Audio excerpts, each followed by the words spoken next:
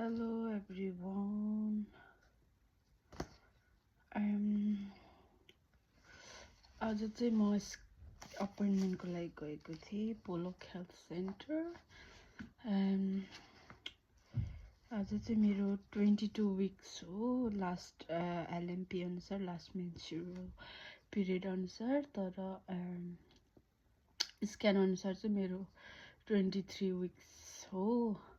So मेरो आज appointment थियो, गएर आएँ अफ प्रेग्नेन्सी भनौँ। अनि त्यसमा चाहिँ मलाई आज चाहिँ 22 विक्समा चाहिँ के गर्दो रहेछ भनौँ। एलएमपी अनुसार गएँ। म्याट बी फर्म यस्तो हुँदो रहेछ। म्याट बी 1 फर्म, यो चाहिँ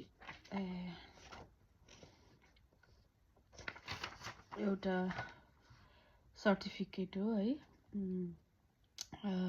प्रेग्नेन्ट भएको भनेर, जसमा चाहिँ इम्प्लोयरलाई हामीले यो सर्टिफिकेट बुझाउनु पर्ने हुन्छ। म्याटर्निटी लिभहरूको लागि, एसएमपीहरूको लागि।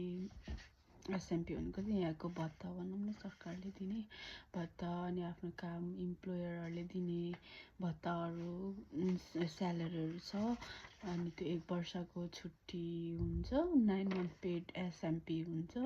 र म चाहिँ एनएचएसमा काम गर्ने भएको भएर मलाई चाहिँ एनएचएसले ओएमपी पनि दिन्छ, अकुपेसनल म्याटर्निटी भनेर उनीहरूको कन्ट्र्याक्ट अनुसार।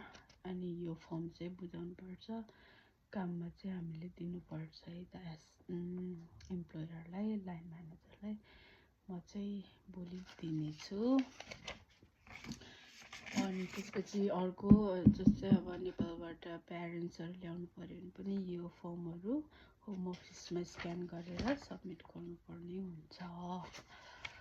अर्को मलाई दिएको छ, अब यो विक्सबाट चाहिँ बेबी मुभमेन्ट फिल गर्नुपर्ने भन्दो रहेछ। र यो बेबी मुभमेन्ट्स इन प्रेग्नेन्सी भनेर लिफलेट दिएको छ। अनि यो लिफलेट चाहिँ म पढ्नेछु, 3-4 पेजको मात्र छ। अनि बेबी मुभमेन्ट हुन्छ र हुन थालेपछि चाहिँ अब एउटा प्याटर्न हुन्छ अरे बेबीको मुभमेन्ट। अनि त्यो प्याटर्नमा चाहिँ चेन्ज भयो भने ह्याभ टु कल चाहिँ केमा गर्नुपर्छ भन्दा, यहाँ नम्बर दिएको छ 0141। यो चाहिँ एउटा ब्यान्ड जस्तो छ है, किरिङहरूमा कता राख्ने भनेर, एकदम राम्रो। With small babies fit. अनि यसमा चाहिँ के लेखेको छ हेरौँ है त, मलाई चाहिँ यो मन पर्यो। I love to jump around despite being small. If my movements slow or change, don't delay. Give triage a call on this number भनेर यहाँ नम्बर पनि छ। And so cute.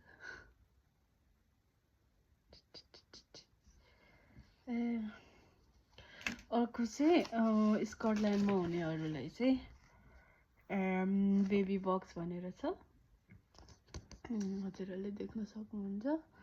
यो चाहिँ यहाँभित्र एउटा फर्म छ, त्यो फर्ममा चाहिँ आफ्नो डिटेलहरू लेखेर अनि मिडवाइफलाई दिने। अनि मिडवाइफले चाहिँ यो जुन पनि यो बाहिरको इन्भेलप छ त्यसमा राखिदिनुहुन्छ र यसरी सिल गर्नुहुन्छ। र उहाँले चाहिँ मलाई पोस्ट बक्समा, जुनै पनि पोस्ट बक्समा छोडिदिने भन्नुभएको छ। अरू पोस्ट अफिसमा गएर दिँदा पनि हुन्छ, तर पोस्ट बक्सहरू त्यो रातो हुन्छ नि, इमेलहरू राख्ने, त्यसमा खसालिदियो भने उनीहरूले पिक गर्छ।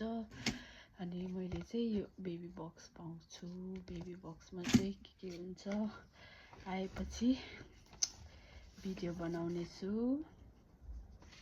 र अरू धेरै अपोइन्टमेन्टहरू छ, एभ्री मन्थ चाहिँ बोलाइरहेको हुन्छ मिडवाइफले भिजिटको लागि।